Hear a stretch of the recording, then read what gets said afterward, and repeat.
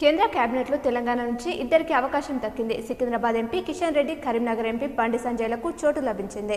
వీరిద్దరికి PMO నుంచి phone calls వచ్చినట్లు తెలుస్తోంది. మీడియా దిగ్గజం అక్షర యోధుడు రామోజీరావు అంత్యక్రియలు ముగిశాయి. టీజీ ప్రభుత్వ లాంఛనాలతో హైదరాబాద్ ఫిలిం సిటీలోని స్మృతివనంలో కొడుకు కిరణ్ చేతుల మీదుగా అంతిమ సంస్కారాలు జరిగాయి. అంతకుముందు ఆయన అంతిమ యాత్రలో సినీ రాజకీయ ప్రముఖులు, శ్రేయాభిలాషులు పాల్గొన్నారు. మహాత్మా గాంధీ వాజ్పేయికి పీఎం మోదీ నివాళులర్పించారు. మూడోసారి భారత ప్రధానిగా ఆయన నేడు ప్రమాణం చేయనున్న సందర్భంగా రాజ్ఘాట్ సైదవ్ అటల్కు వెళ్లి పుష్పాంజలి ఘటించారు. ఇవాళ రాత్రి 7:15 గంటలకు ఆయన రాష్ట్రపతి భవన్లో ప్రమాణ స్వీకారం చేయనున్న సంగతి తెలిసిందే.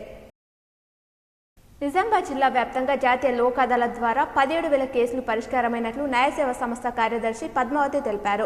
153 సైబర్ క్రైమ్ కేసులు పరిష్కరించి ₹9 లక్షల బాధితులకు పోలీసుల ద్వారా అందజేశారు.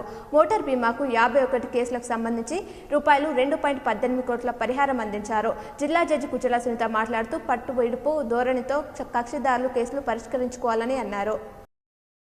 Nizamabad urban MLA Dhanpal Suryanarayana Karimnagar MP బండి సంజయ్ను మర్యాదపూర్వకంగా కలిశారు. ఇటీవల కరీంనగర్ పార్లమెంట్ నియోజకవర్గం నుంచి భారీ మెజార్టీ సాధించినందుకు శుభాకాంక్షలు తెలియజేశారు.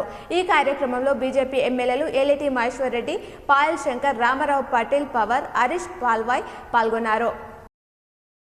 నేడు జరుగుతున్న గ్రూప్ 1 ప్రిలిమ్స్ పరీక్షల కేంద్రాలకు అభ్యర్థులు సకాలంలో చేరుకున్నారు. అభ్యర్థులు పరీక్ష కేంద్రాల వద్దకు ఉదయం 8:30 గంటలకు చేరుకోవాలని అధికారులు సూచించగా అభ్యర్థులు సకాలంలో చేరారు. కాగా ఉదయం 10:30 నుంచి మధ్యాహ్నం 1 గంట వరకు పరీక్ష జరిగింది.